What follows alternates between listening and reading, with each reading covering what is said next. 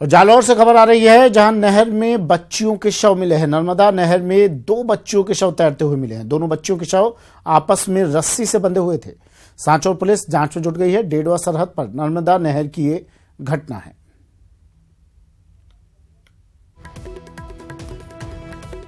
दो बच्चियों के शव मिले हैं नदी में तैरते हुए। शवों को बाहर निकाल लिया गया है। दोनों शव आपस में रस्सी से बंधे हुए थे। सांचौर पुलिस अब जांच में जुट गई है। बड़ी खबर टीवी स्क्रीन पर। हरिपाल मेरे सहयोगी जालौर से फोन लाइन पर जुड़ गए हैं। हरिपाल, मामला क्या है पूरा? हरिपाल, आवाज सुन पा रहे हैं मेरी? हाँ, बिल्कुल सुन पा रहा हूँ। हरिपाल, कौन है ये दोनों बच्चियां? इनका कुछ पता चल पाया? पूरा मामला क्या है? जी सुमित, सांचौर के डेडवा सरहद पर नर्मदा नहर के मुख्य कैनाल में 2 बच्चियों के शव मिलने से सनसनी फैल गई।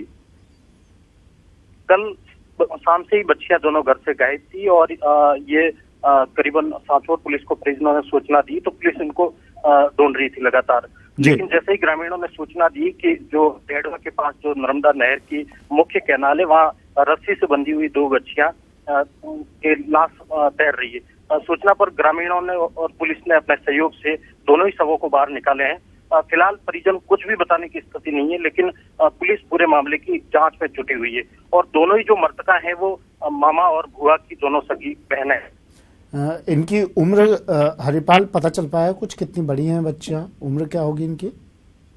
जी, दोनों ही बच्चियां करीबन 13 और 14 साल की बताई जा रही है और परिजन जो बता रहे हैं कि घर से बिना कुछ बताए निकली थी, लेकिन फिलहाल कुछ भी कारणों का खुलासा नहीं हो पाया। सुमित, अच्छा, कब से लापता थी ये घर से?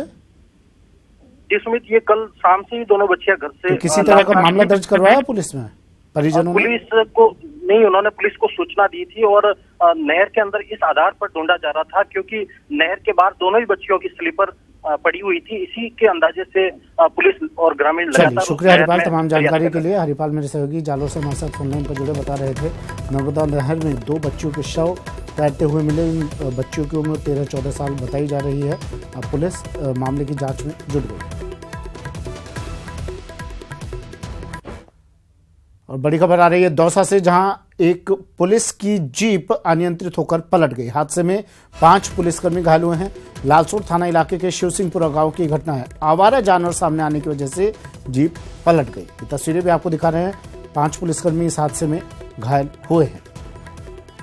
दौसा के लालसोट थाना इलाके में शिवसिंहपुरा गांव की घटना है, जहां पुलिस की जीप अनियंत्रित होकर पलट गई और इस हादसे में 5 पुलिसकर्मी घायल हो गए। आवारा जानवर, जो कारण बताया जा रहा है वो ये कि आवारा जानवर गाड़ी के सामने आ गया था, जिसकी वजह से ड्राइवर ने नियंत्रण खो दिया और गाड़ी पलट गई। 5 पुलिसकर्मी घायल हुए हैं।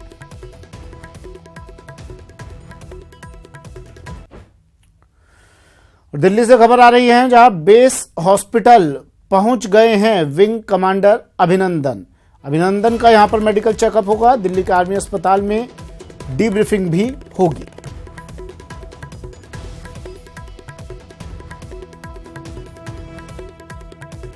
दिल्ली के आर्मी अस्पताल में डीब्रीफिंग होगी। अभिनंदन पहुंच चुके हैं बेस हॉस्पिटल में। दिल्ली से बड़ी खबर, अभिनंदन बेस हॉस्पिटल पहुंचे और अब मेडिकल चेकअप होगा। अभिनंदन का यहां पर डीब्रीफिंग होगी दिल्ली के आर्मी अस्पताल में।